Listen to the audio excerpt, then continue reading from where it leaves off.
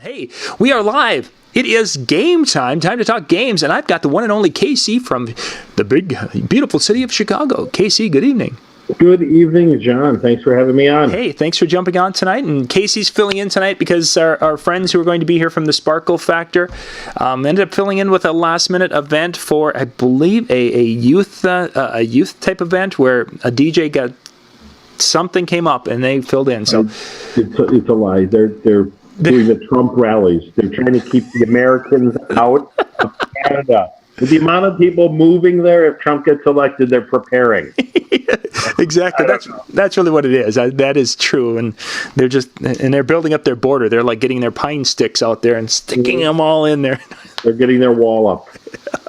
So we're going to talk about games. What I asked KC to do is to go and pick out some of his favorite games, and he picked out he has a list of games, and I've got a few games here, and we're just going to kind of go back and forth and talk about some of the games we do at our events. Make this a quick little informative show for those of you who are into games. There's going to be some things here maybe that you haven't heard of or seen before, and if you've never done games, there might be a few things here. If you have questions, we'll be taking those in the YouTube chat, not in the Facebook chat, because the Facebook chat I can't get to at all during this show. And the links for this is show number 3. You can see that on the Facebook in the description. So I think I've got all the house cleaning out of the way. So Casey, I'm going to let you start off since you are the guest tonight. Okay. Game. What's our first one you got for us? You know what? This one I will give credit where credit is due to Randy Bartlett, and this is the Centerpiece game. Yes. I use this quite frequently. I am a fan of, call it laziness. I don't like to bring props. I don't like to bring stuff. I like to bring my microphone along with my DJ system, and everything else is up here. And Randy showed it's on one of his DVDs called the Centerpiece Game. And essentially, you can play it at any event where the centerpiece is going to be gifted to one of the guests. And the way that we happen to do it is that we simply introduce it and we say, ladies and gentlemen, as you can see, there is a beautiful centerpiece in the center of each table. I'm happy to say right now that one of you lucky guests are going to be able to take that home, and we're going to determine who that person is right now. So what I'd like everyone to do is to please stand up, and I would ask for one person, just one person at each table, to pull out a single $1 bill. I think that's like $1.06 Canadian for those of you watching from Canada. 7,000 pesos in Mexico. But no, a one single dollar bill. And what ends up happening, as I said, when the music starts, ladies and gentlemen, we're going to ask you to pass that dollar bill to your left. Keep it going as fast as you can. The faster it goes, the better that it is. On your head, get that go. My disc jockey will hit upbeat, fun dance music. Round and round, round she goes. Where she stops, nobody knows. Music randomly stops. The person holding the dollar is excited, and I get to tell them they're the first to sit down for dinner. So they get to sit down, which gets a nice big round of applause, especially with the older people. I love this game because the older people that don't necessarily dance, they're still entertained, they're still having a good time, and it's cute. Music starts again, round, round, round she goes. Where she stops, nobody knows. Music stops. This time I tell the person with the dollar bill that they get to tell the person to their right to sit down that they've been eliminated. Round, round, round she goes. Where she stops, nobody knows. Music's going. Music stops. I then say, congratulations, the person holding the dollar bill wins the dollar bill. The person who is kind enough to donate their dollar out of their purse or wallet gets to take home our centerpiece, which gets a big applause and a nice laughter, and it's just a nice, quick moment. And usually, I wind up getting a whole bunch of people come up to me even before the dancing starts saying, that was terrific, where did you come up with it? And I credit Peter Mary, forget Randy Bartlett. Mm-hmm. Randy, I remember hearing that one. I've used that one myself also, and that is a great. If you guys haven't done that, you can add little twists to it and have some fun with it, but the concept works. And I don't think I've ever had a group that hasn't been laughing and just really into it. Yeah, and again, no props, no hula hoops, no limbo stick, no cards, no anything. All you need is a great, fun personality. So how Randy gets away with it, I have no idea. But on that note, hello everybody. I'm going to copy this so I can move it down here. Okay. So that good start. I'm going to do one of the activities that I do. I do many corporate events where I've done them year after year after year. So I have a rotation of what I'm doing at these corporate events now. But one of the rotations is one year I will do a build a robot kind of a contest, and I will to decorate a Christmas tree, and I'll space them out. And basically I don't remember who did a version of this. It was a Christmas tree game, I believe, that someone did at the DJ All-Stars back in the late 90s, I think it was. It was one of the first ones I went to. And what they would do is they would get teams. Johnny Roz did it, I think. Okay. And what they did is they had teams of five. A team of 5 people. They would come out, and one person would be the captain, and that person would become either the robot or the Christmas tree. And then you have a box of props, which is you have to obviously be prepared with this. If I'm doing the Christmas tree, you have garland, you have some Christmas lights, you have some Christmas balls. You might. I'm a big fan of using aluminum foil for different things, so they have that. Maybe some construction paper, anything that they could use. And I. Even within the room, they'll go grab things. So I hand them a little tote that has 10 different things that they could be using to decorate. And they get a certain amount of time to decorate their Christmas tree. Robot, aluminum foil, toilet paper, cones. Cones they have more. Do you have actual miniature Christmas trees, or is it just like a horizontal drawing? The person will be. It becomes the Christmas tree or becomes the robot. So the little bit of a difference between the two is when they're done, we can do a judging with the Christmas tree. And what I've done when we do the building of a robot is once they're done with the robot and they have the robot all set up, I will ask them to tell me about their robot and all the little nuances, because obviously being an adult event, a Christmas party, they're going to have some sort of sexual, or either it's going to have something sexual on it, or it's going to have alcohol related or something nasty. So it's the stories actually when it comes to the build a robot are the most fun. I actually enjoy that one more because and I'll let them know at a point in time during that 2 minutes, generally it's about 2 minutes that I give them to do the decorating, is that, okay, I'm going to need one person from your team to be the representative to tell us about your robot. What are the special powers and special abilities? What will your robot be able to do? And it goes over incredibly well. Great photo opportunities because people will take pictures of their decorated boss that they've thought this was so cool. Okay.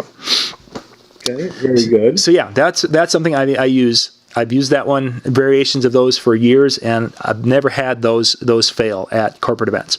So I've learned that Santa Claus and booze at a Christmas party equals sexual positions. Let me know. Thanks, John. You're welcome. And you think I was just playing the electric slide all these years? Yeah. Well, that's what happens when it gets cold in Minnesota. I'm just saying. Apparently. How many children do you have? That's why I have 6 kids. Yeah. It all comes together now. I understand. So, you know what? Since you brought up sexual positions, I'm going to go with a classic DJ Times DJ of the Year contestant game. For those of you on the East Coast, a lot of you know Denny. Denny, I want to say his name is McCall is his last name. Years ago, he did a contest called the Sexual Position Game at DJ Times. And the way that it went, again, I'm a guy with no props. It had to be co-ed teams. And what happened was he had a whole bunch of couples up there. The music started. Everybody starts dancing. The minute the music stops, that couple had to get into a sexual position of some kind. And you would be amazed at how crazy. Now, if memory serves, you could not repeat the same sexual position. And whoever had the least interesting sexual position was kicked out of the game. Oh, my. I would not recommend this at corporate parties, but if you're working some bars or nightclubs or crazy fraternity parties or spring breaks, but I have to tell you, Denny is the nicest guy in the world, and the room was peeing in their pants, laughing. Oh, absolutely, positively hilarious. Unfortunately, as you know, for DJ of the Year, there's that little efficacy rule that Mike has in his contest. which says that whatever you're teaching should be able to be used at any event that you're working at. So apparently, sexual position game at a wedding reception is not appropriate. So, I mean, let's think about it. What is the thing that happens after the wedding? It's wedding, reception. When you're done with the reception, what's the next part? I mean, shouldn't it all fit together? I go through the drive-thru on my way home. Yeah, no, that's not where I was headed with that. Okay. Again, you guys do things so much different in Minnesota. Apparently. Exactly. Well, we get cold, and we have to keep things warm. We are back to our game night talk. We've gone through 3 games. The third game that we just went through probably will get you either hired at the bar over and over again, or you'll be sexual harassment or something. Inappropriateness. Unless you're from Minnesota, because apparently there it's encouraged. In Minnesota, that's like, oh, they're keeping warm. Isn't that cute? You guys have roller coasters and malls. You guys do everything different. Yeah, exactly. We just like to have things, that way.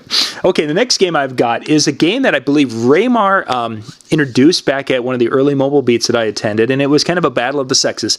It's basically a word association game where you'll have 2 teams. Now, he recommended, or when he did it, he had a team of ladies and a team of guys, which, if you know, at a DJ convention means that all 4 of the ladies who are attending the DJ convention at that time. I shouldn't really, because I think you see more ladies there today than you did when I first started. Back in those days, it was like Gary Kasser in a wig, and John Roz in a wig, and Joe Martin in a wig, and we thought they were pretty.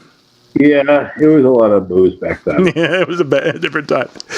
So you have your 2 teams, and it can be, I've done this at high school with proms, a post-prom where I've had the juniors versus the seniors. I've had the boys, 2 teams, even numbers.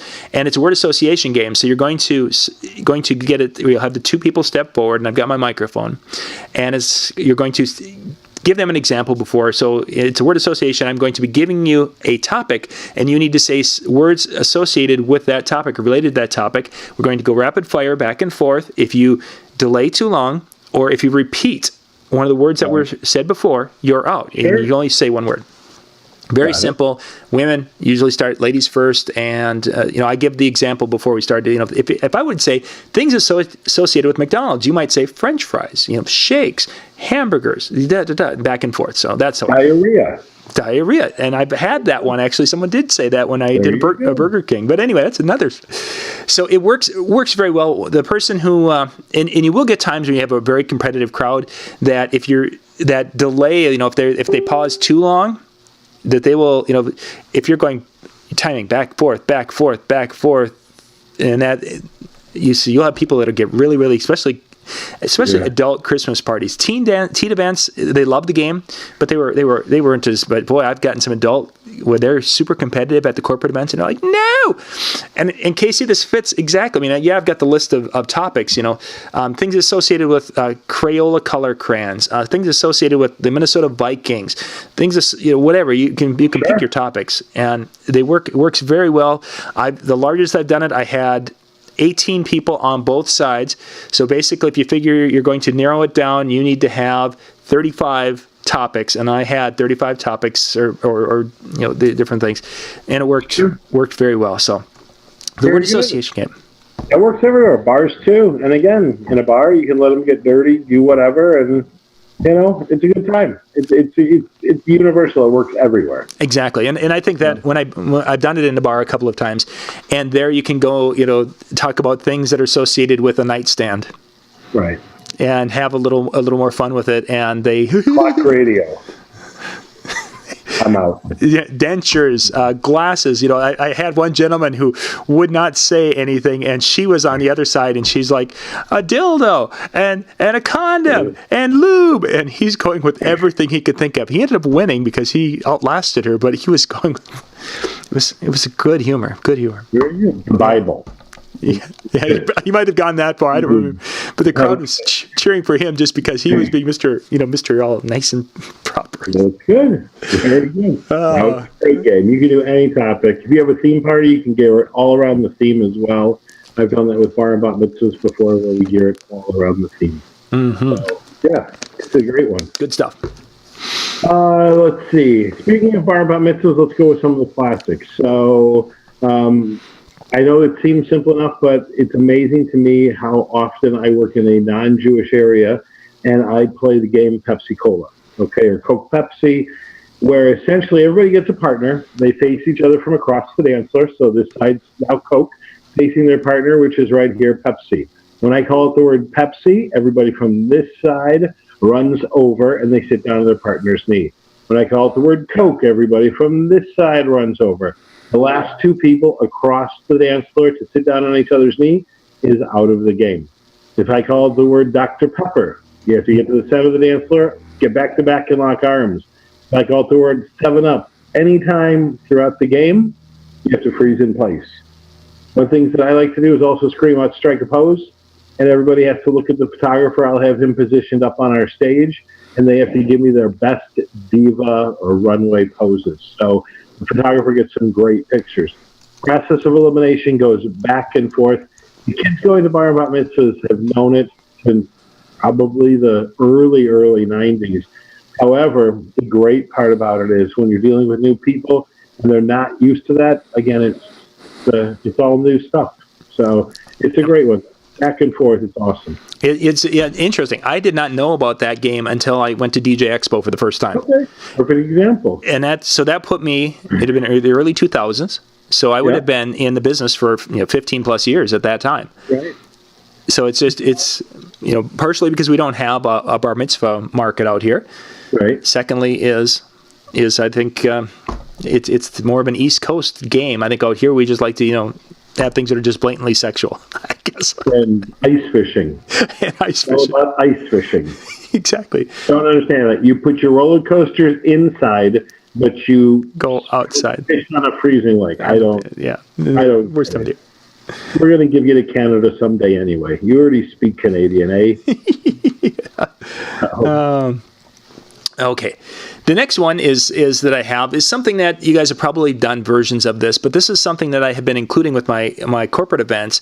Is during that dinner time when the people are getting their food and it's kind of there's the eating time, but it's kind of a some people are in line, some people are not, and we've got this thing going on in the room. Is I do a dinner trivia for the event, and I'll talk to the promoters or the people putting it on in advance, and we'll put together about a 20 question list. And what I'll do during this is, because I'm also doing video with the things, that the questions will go up on the screens as they go, so that way for the people who are in line for the food, they can talk about their answer, but they aren't going to be missing out, so they can still be part of that. But what I end up doing is having questions that they can go and can answer, and then at the end of the dinner time, we have they do all the answering of the questions, and you have everyone stand up. Every table that has 10 or more right stand up. Everyone who has 15 or more, whatever you do. It's amazing how what this does with a corporate event is that you have a table of 10 people who probably don't talk to each other because 4 of them know each other, but the others don't. But having them become a team for this trivia and having some difficult questions really makes it so that you have people who are now are communicating and talking for the first time.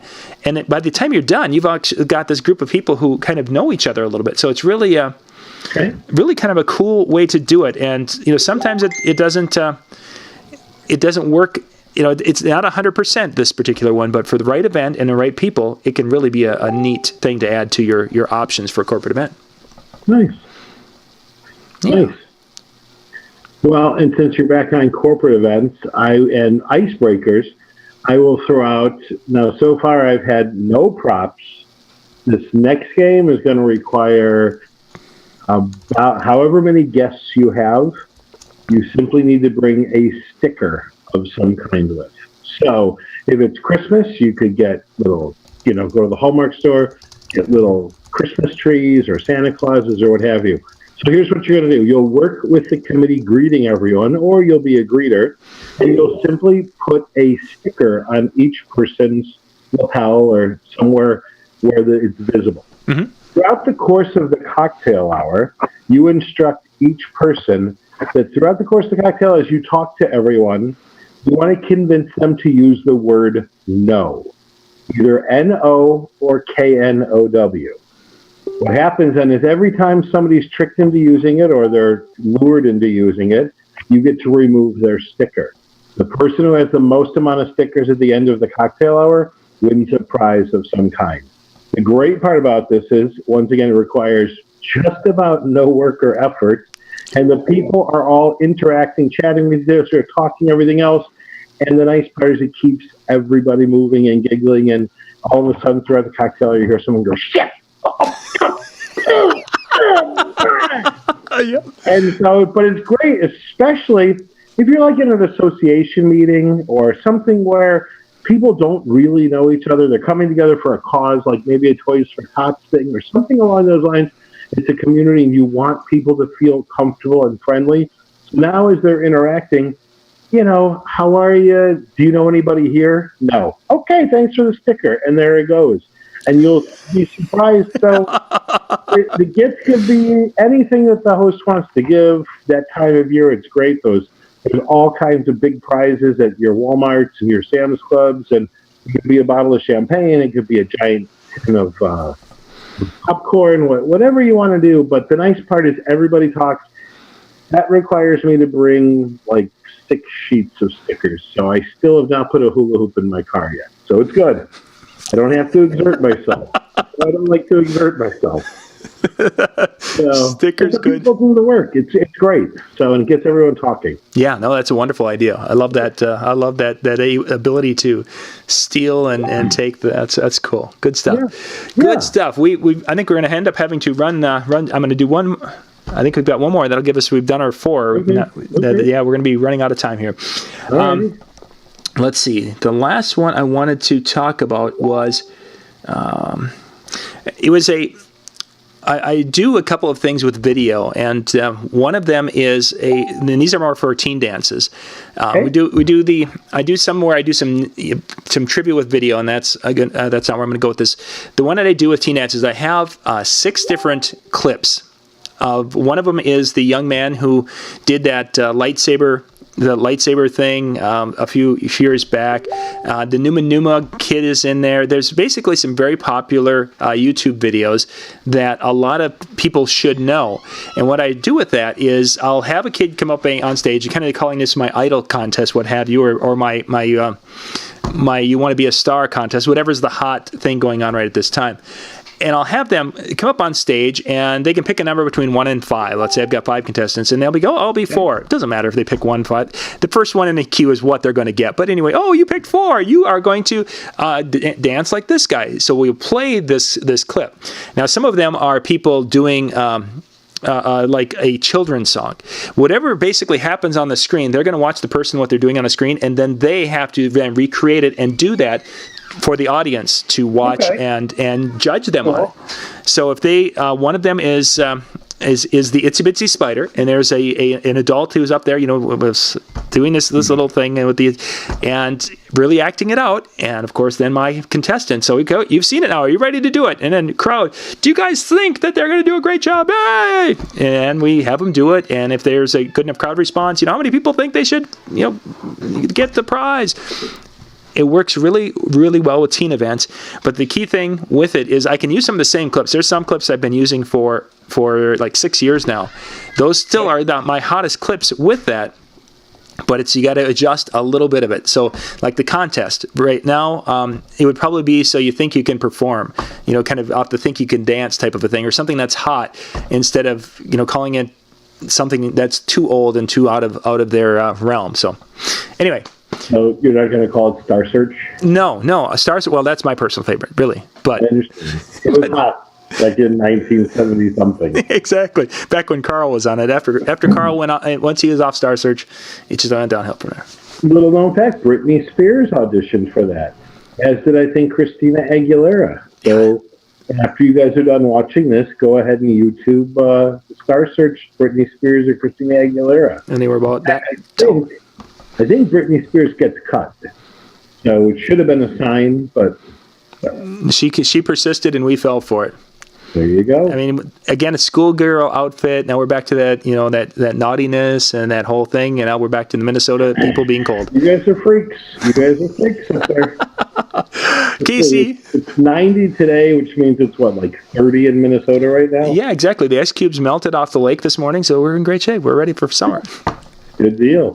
Casey, thank you very much for being with me tonight. I hope you guys had a good time. You picked up a couple of ideas with some games.